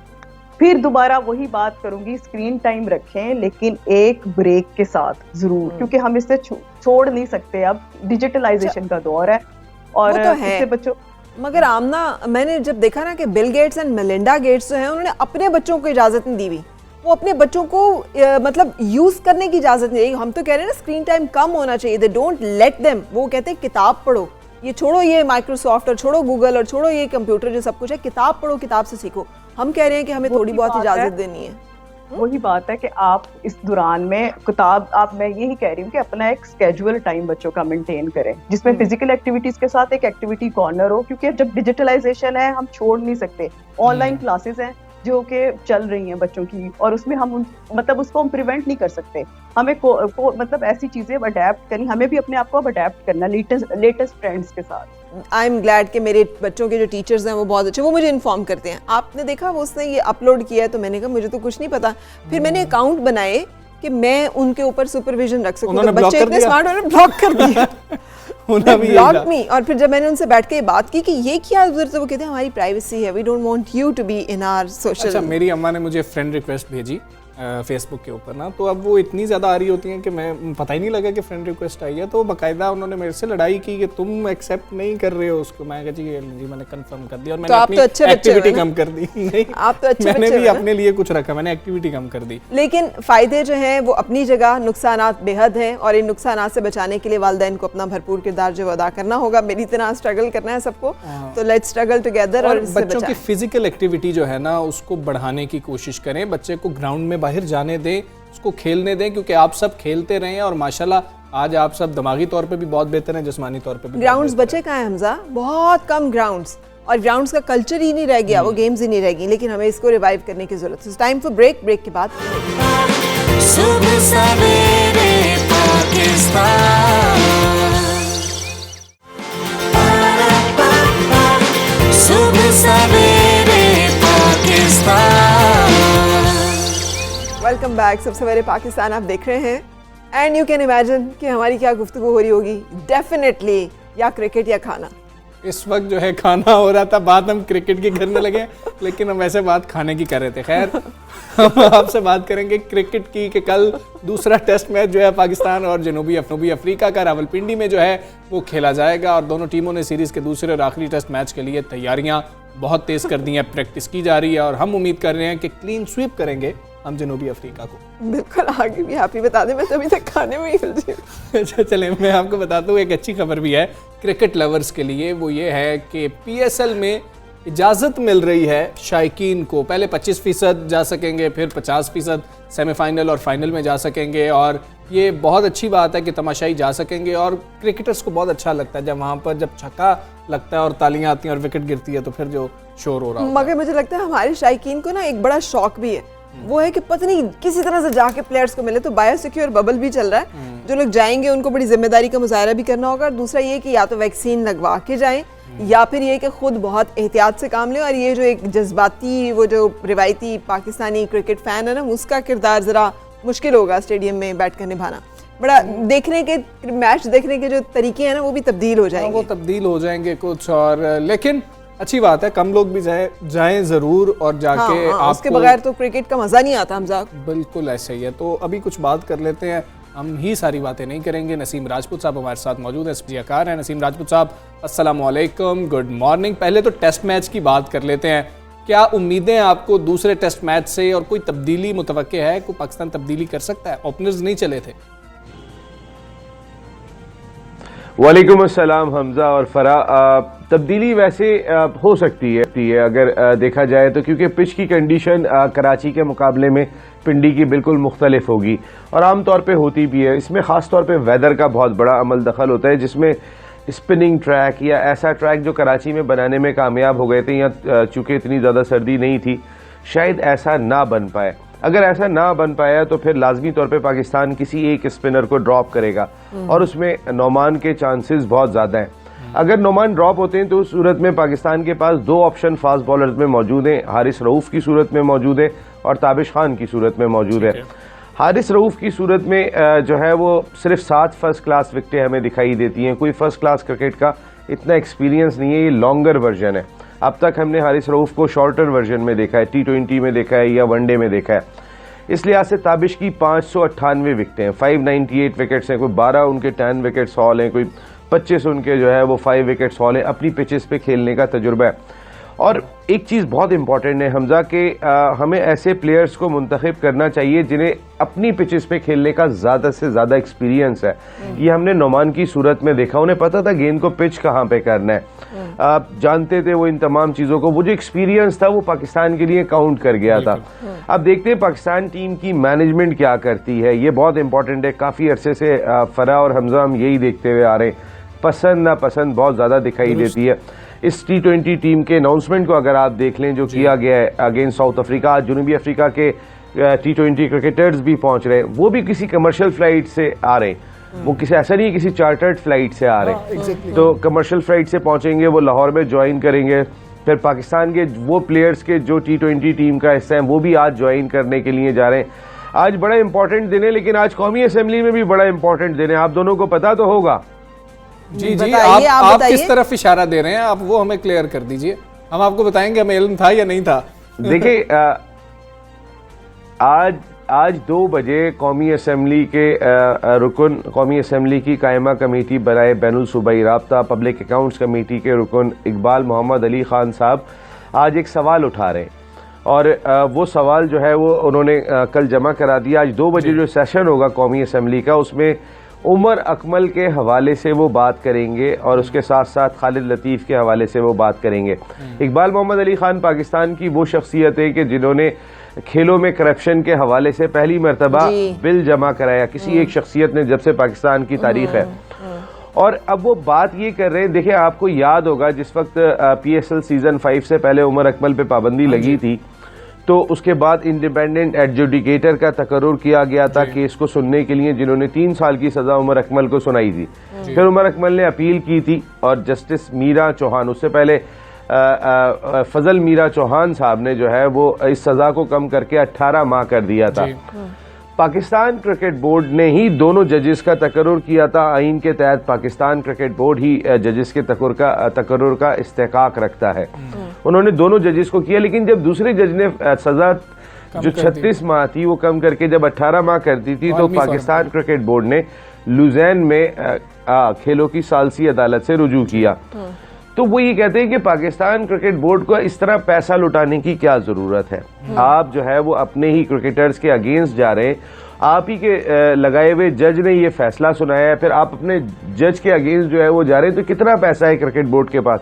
क्या आपको अंदाजा है हमजा और फना, लुज़ैन में जो आप केस सबमिट करते हैं कोई भी खेलों की सालसी अदालत, तो लास्ट स्टेज है इंटरनेशनल स्पोर्ट्स के लिए, उसके पैसे ना पता नहीं कितने लाखों नहीं पता नहीं कितने पाउंड्स में या डॉलर्स के अंदर पे हो रहे हैं। एक क्रिकेटर के साथ क्या बात कर रहे हैं आप, इतने पर्सनल हो रहे हैं। मोहम्मद हफीज को भी साथ ही पे डिस्कस कर लेते हैं कि मोहम्मद हफीज को तो बायोसिक्योर बबल में आपने रखना है, लेकिन जनूबी अफ्रीका की टीम जिस तरह से आप कह रहे हैं कमर्शियल फ्लाइट से आ रही है, उन्होंने कहा था कि हम कोई इस तरह का जो बबल है उसके अंदर नहीं जाने लगे हैं। तो हफीज के साथ क्या कर दिया गया? शुएब मलिक को हटा दिया गया, परफॉर्मेंस बेहतर थी, हफीज़ को भी बिल्कुल साइड पे कर देंगे। हमजा आप पॉइंट कैच कर गए। वही जो मैं कमर्शियल फ्लाइट की बात कर रहा था कि ये किसी चार्टर्ड फ्लाइट से नहीं आ रहे। आपको याद होगा पाकिस्तान टीम जब कमर्शियल फ्लाइट से न्यूजीलैंड पहुंची थी तो पता चला था कि आधी टीम क्वारंटाइन करना पड़ गई थी, प्रॉब्लम क्रिएट हो गए थे। तो सेम ऐसा ही है। जनूबी अफ्रीका की जो इससे पहले टीम टेस्ट सीरीज के लिए आई थी वो चार्टर्ड फ्लाइट से आई थी, लेकिन जनूबी अफ्रीका क्रिकेट बोर्ड ने कहा कि वो इतने खराजात बर्दाश्त नहीं कर सकते, इसलिए कमर्शियल फ्लाइट से आ रहे हैं। देखिए दुनिया में कोरोना की वजह से एसओपीज डेवलप हो रहे हैं। हफीज की जो परफॉर्मेंस है वो हफीज अपनी जिंदगी में इतना अच्छा नहीं खेले जितना अच्छा है वो पिछले कोई 4-5 महीने से खेलते हुए आ रहे हैं या साल से खेलते हुए आ रहे हैं। रिसेंट पास्ट में आउटस्टैंडिंग परफॉर्मेंस है उनका। कोई मैच, इवन बाबर आजम भी उनका मैच दिखाई नहीं देते, इसलिए नहीं दिखाई देते हफीज के रन्स ने पाकिस्तान की जीत में रोल प्ले किया है, वो मैच विनर बने पाकिस्तान के लिए। ऐसे में आप 1 या 2 दिन का क्वारंटाइन जिद है असल में, तो मुझे ऐसा लगता है पाकिस्तान क्रिकेट बोर्ड के आला हुक्काम ने एक जिद बना ली है, क्योंकि वो जो 3 क्रिकेटर्स इमरान खान साहब से जाके मिले थे पैटर इन चीफ वजीर आजम पाकिस्तान से, और उनका कहना था कि डिपार्टमेंटल क्रिकेट को बहाल किया जाए, शायद उसकी कोई सजा। अजहर अब टेस्ट टीम के कप्तान नहीं रहे, मिसबाउल हक चीफ सिलेक्टर नहीं रहे, हो सकता है वो हेड कोच भी ना रहे, ये भी चांसेस दिखाई दे रहे हैं। हफीज को भी, ये 3 प्लेयर गए थे, तीसरे हफीज रह गए थे, और उसके बाद हफीज को हमने देखा कि उन्होंने एक झटका जरूर दिया, इसके बावजूद कि वो बहुत इन्फॉर्म प्लेयर है और हमारे ख्याल में शायद हम किसी खुशफहमी का शिकार है। देखिए जनूबी अफ्रीका की टीम ने इस कराची टेस्ट में भी 2 मरतबा आपको गर्दन से पकड़ लिया था। जब पहले दिन 220 पे वो आउट हुए थे, फिर 33 पे आपके 4 आउट कर दिए थे। देन सेकेंड इनिंग में आपने 158 की लीड ली थी, उनका 175 पे दूसरा आउट हुआ था, तो वो आपकी लीड तो 1 विकेट पे कवर कर गए। नसीम राजपूत साहब, आपका सुबह सवेरे पाकिस्तान से आप बात कर रहे थे, कल दूसरा टेस्ट शुरू हो जाएगा और उम्मीद करते हैं कि बैट्समैन जो हैं वो कुछ बेहतर परफॉर्म करेंगे। बॉलर्स ने तो कराची टेस्ट में हमें जितवा दिया। पिच बनाने और पिच के ऊपर तवक्को लगाने से और फिर दुआएं मांगने और पूरी कौम को दुआओं पे लगाने से बेहतर है कि स्ट्रैटेजीज जो हैं उसको इम्प्रूव कर लिया जाए। यहाँ पर अगर नहीं, अपनी थोड़ी सी बाउंसी पिच पे अगर नहीं खेल सकेंगे तो बाहर जाके ग्रासी एंड बाउंसी पिच पे हमने क्या परफॉर्म करना है, फिर वहाँ पर तो हमारे स्पिनर्स जो हैं वो नहीं चलेंगे। सुबह सवेरे पाकिस्तान, सुबह सवेरे पाकिस्तान। बहरहाल एक और बात जो है वो शेयर करें हम अपने व्यूअर्स के साथ। बात करते हैं उस हवाले से। आज के जदीद दौर की हमने पहले भी बात की, हम जिस तरह से टेक्नोलॉजी का जिक्र करते हैं, पिंड दादन खान के नवाही गांव दौलतपुर में बैलों की मदद से लकड़ी और पत्थर से तैयार करदा कोहलू से सरसों का तेल निकालने का तरीका आज भी राइज है। और ये तेल जो है ना खालिस तरीन होता है। वैसे भी जैसे कहते हैं ना, पुड़े वाली एक चक्की होती है, पता है आपको? उसको आटा जो पीसा जाता है, अभी जिस चक्की पे पीसा जाता है, आपको पता है इसमें आटे की जो ग़िज़ाइयत तो बड़ी मुतासर हो जाती है, उसके बहुत सारे जो ऐसे इंग्रेडिएंट्स जो ज़ाया हो जाते हैं। लेकिन जो पुड़े की जैसे पंच चक्की की टाइप की चक्की होती है, जो हमारी पुरानी चक्की है, हमजा मुझे ऐसे देख, या चक्की जो घर में होती थी, उस पर जो आटा बनाया जाता है उसके अंदर वो तमाम ग़िज़ाइयत और न्यूट्रिएंट्स मौजूद रहते हैं। इसी तरह ये कोलू है, जो बिजली से चलने वाले कोलू हैं, उनमें इस तरह से बहुत सारी ग़िज़ाइयत जो है वो नहीं मेंटेन रहती। लेकिन जो कोल्ड प्रेस की हम बात करते हैं, it's almost close to cold press, ये उसका देसी तरीका है। हाँ, तो ये दौलतपुर के 2 भाई हैं, सोंदा खान और पांदा खान, इस सकाफती वर्से को जिंदा रखे हुए हैं। किस तरीके से इन्होंने इस वर्से को जिंदा रखा है, आबिद कुरैशी ने एक रिपोर्ट तैयार की है, उसमें देखते हैं। सर साहब, सरसों के पीले पीले फूल हर किसी की तवज्जो का मरकज होते हैं, लेकिन सरसों के बीजों से तेल निकालने का काम कहीं कहीं नजर आता है। दौरे जदीद में जहां हर चीज मशीनों से तैयार की जाती है, वहां आज भी पिंड दादन खान के नवाही गांव दौलतपुर में लकड़ी और पत्थरों से तैयार करदा कोलू से तेल निकालने का तरीका राइज है। पत्थरों और लकड़ियों की 7 तहों से बनाए गए कोलू के साथ मंसलिक लकड़ियों में बैल को आंखों पर पट्टी बांधकर जोत दिया जाता है, जो मुसलसल कई घंटे चक्कर काटता है, जिससे कोलू में डाले गए सरसों के बीजों से तेल निकलना शुरू हो जाता है। दौलतपुर के रिहायशी 2 भाई सोंदा खान और पांदा खान इस सकाफती विरसे को जिंदा रखे हुए हैं। ये खानदान 1970 से ये काम कर रहा है। 4-5 तेल हैं जो हम निकालते हैं, और बहुत मुद्दे से, तकरीबन 35-40 साल का तजर्बा ये मेरा है।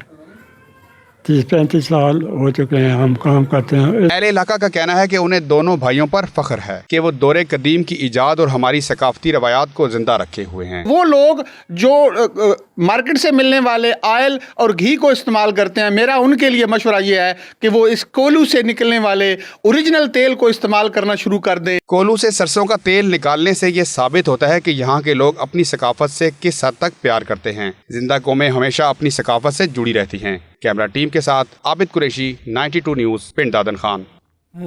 भाई हमजा, मैं तो जा रही हूँ यहाँ पे, मुझे ये मिल नहीं रहा था काफ़ी अर्से से। कोल्ड प्रेस जो है ना, वो पूरी दुनिया में आप देखें ना, कोई भी तेल की कीमती सी बोतल उठाए, उसके ऊपर आप पढ़ें तो उस पर लिखा होगा cold press, version olive oil जैसे कोल्ड प्रेस। तो ये कोल्ड प्रेस का बेहतरीन तरीका है। ये जो बिजली से चलने वाली चीज़ें हैं, उसमें वो उसकी जो गरमाइश होती है, उससे बहुत सारे न्यूट्रिएंट्स खत्म हो जाते हैं। आपने मेरे साथ राब्ते में रहना है और मैं आपके लिए लेकर आऊँ वहाँ से। नहीं, आपने मेरे साथ राब्ते में रहना ना, ताकि मैं आपको ऑर्डर, मैं बाकियों से भी पकड़ लूंगा ना ऑर्डर, फिर मैं आपको बताऊंगा कि इतना लेके आ जाएं। खैर, ये हमारा वर्सा है, सकाफत है, हमारे फनकार भी हैं, लेकिन हम कदर नहीं करते हैं। हाँ, ये that is the sad part. और जिस फनकार की हम बात करने जा रहे हैं, जिन्हें हम कहें शहनशाह गज़ल का टाइटल हमने नहीं दिया। उर्दू ज़बान और उर्दू गायकी से जो लोग मुतारिफ हैं, उन्होंने अपने अंदाज में उनकी जो तारीफ़ की और उनको जो सराहा, तो उन्होंने उनको इस तरह से अप्रिशिएट किया। लेकिन मैंने ख़ुद इनको 2012 में इंटरव्यू किया था, और वो जो एक स्टेट होती है जहाँ पर एक इतना बड़ा फ़नकार जो है,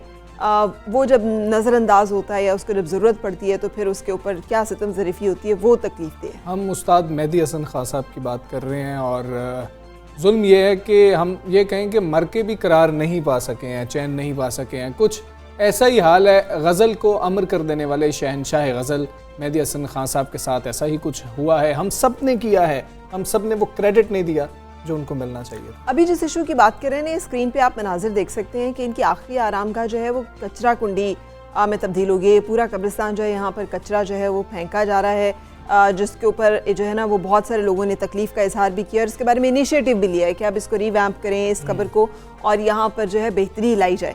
सो इस हवाले से हम बातचीत करेंगे, और हमारे साथ मेहदी हसन के बेटे मौजूद हैं, जनाब आरिफ मेहदी साहब। अस्सलाम वालेकुम आरिफ मेहदी साहब, थैंक यू फॉर ज्वाइनिंग। फरमाइए, कैसे हैं आप, क्या अहवाल हैं? और ये जिस इशू को लेकर हम बात कर रहे हैं, इसमें एडमिनिस्ट्रेटर कराची से आपकी बातचीत हुई है? जी, बात हुई है हमारी उनके साथ, और काफ़ी दफ़ा बात हुई है, मगर ये कि जिस तरह तवज्जो देनी चाहिए वो नहीं दी जा रही, और इस बात को आज तकरीबन 9 साल गुजर गए हैं। अच्छा, ये 9 साल से मसला, ये कौन सा कब्रिस्तान है, कहाँ वाक़े है, और ये मसला आपने उठाया है, एडमिनिस्ट्रेटर कराची से डिस्कस किया है, उनके सामने रखा है, और आप कह रहे हैं 9 साल से इसके बारे में बातचीत चल रही है? जी बिल्कुल, मैं काफ़ी दफ़ा जब ये डॉक्टर सैफुर रहमान साहब डिप्टी कमिश्नर थे, सखी हसन पे इनका जो ऑफिस है, तो मैं वहाँ जाता रहा उनके पास, उनसे मिला हूँ मैं 2-3 दफ़ा। उन्होंने मुझे रिस्पॉन्स अच्छा दिया कि भाई आप उनको उनके लेटर बना के हमें दें, हम इस पे काम करवाएंगे। उसके बाद फिर ये सिविक सेंटर में मतानत अली खान साहब थे जी, उनसे मेरी मुलाकात रही। तो जो बाउंड्री अभी जो बनी हुई है, वो बाउंड्री उनकी यानी कि ज़ेर निगरानी ये सारा सिलसिला हुआ, मगर उसके बाद जो है ना हम मुसलसल कोशिश ही करते रहे, और दिन ब दिन जो है ना वो मज़ार की जो हालत है वो अबतर से अबतर होती गई, और वो उसको जो है कचरे का ढेर बना दिया गया। बिल्कुल ठीक। तो बाद में फिर हमने थोड़ा, तब लोगों ने जब हमसे बात की तो हमने उसको तवज्जो देनी शुरू की। तो अब मैंने उस पर वहाँ जो है ना थोड़ा मलबा डलवाया, क्योंकि वो ज़मीन जो है ना वो कब्र की वो नीचे है, तो जिसकी वजह से बारिश होती थी और पानी जमा हो जाता था। बिल्कुल ठीक है। तो हमने उसमें मलबा डला के उसको ऊपर किया है। अब ये 5 से 6 फुट जो है ना मज़ार और ऊपर होगा, और उस पर हम जो है ना यानी कि मलबा और बालू रेत वगैरह डलेगी, ताकि इस पे हम एक आधा जो है ना इसको मज़ार इसको फर्श बनाएंगे और आधा हम इसको गार्डन बनाएंगे। बिल्कुल ठीक है। ताकि वो ये लोगों कहिएगा का आना कि जाना अब हो। तो ऐलान कर दिया गया कि पहले भी एक ऐलान खैर किया गया था कि मज़ार बनाया जाएगा, उसकी तामीर की जाएगी और फिर उसकी देखभाल भी की जाएगी। अब रेनोवेशन की बात हो रही है। अब तो एडमिनिस्ट्रेटर कराची लाइक अहमद ने फिर से बात की है, तो अभी आपको कोई उम्मीद है कि हो सकेगा, या ये भी सिर्फ एक दावा ही होगा, मीडिया के सामने आके सिर्फ एक करने वाली बात होगी, उसके बाद खामोशी हो जाएगी? नहीं, कोई उम्मीद नहीं हमें, क्योंकि ऐसे दावे बहुत हो चुके हैं मगर ये कि अमल कुछ नहीं हुआ है, समझ में आई ना। हाँ, एक मतानत अली खान साहब थे जिन्होंने वो बाउंड्री दिलवार खिंचा दी। उन्होंने मुझे एक बात कही थी कि आरिफ आपको यहाँ डेली आना पड़ेगा, और मैं डेली तकरीबन यकीन करें आप 4 महीने मैं वहाँ जाता रहा हूँ, और उसकी वजह से वो 8 फुट दीवार बनानी थी, उसको जो ना 6 फुट की बना दिया गया। और बजट जो उन्होंने, मैं वो बोलूँगा नहीं कि कितना उन्होंने यानी कि अप्रूवल किया था, जो इनके गवर्नमेंट के ठेकेदार हैं उन्होंने इसका आधा बजट में जो ना वो दीवारें खड़ी कर दी, ये और वो भी 6 फुट की। जी, ये फरमाइएगा कि ये कब्रिस्तान है कोई जहाँ पर इस वक्त हमें जो पता चला वो ये कि यहाँ पे कचरा कुंडी बना दी गई, तो बाकी कब्रें भी मौजूद हैं, या ये मामला सिर्फ मेहदी हसन खान साहब की जो कब्र है उसके साथ है? नहीं, ये बहुत बड़ा कब्रिस्तान है, मोहम्मद शाह कब्रिस्तान। ये जो है ना अंडा मोड़ के करीब बना हुआ है, और इसका जो गेट नंबर 3 है वो रास्ता जो ना वो मज़ार पे जा रहा है। तो वहाँ जो एक कोई MNA उनके वालिद का इंतकाल हुआ, तो गेट के साथ अंदर घुसते इनके वालिद को दफनाया गया।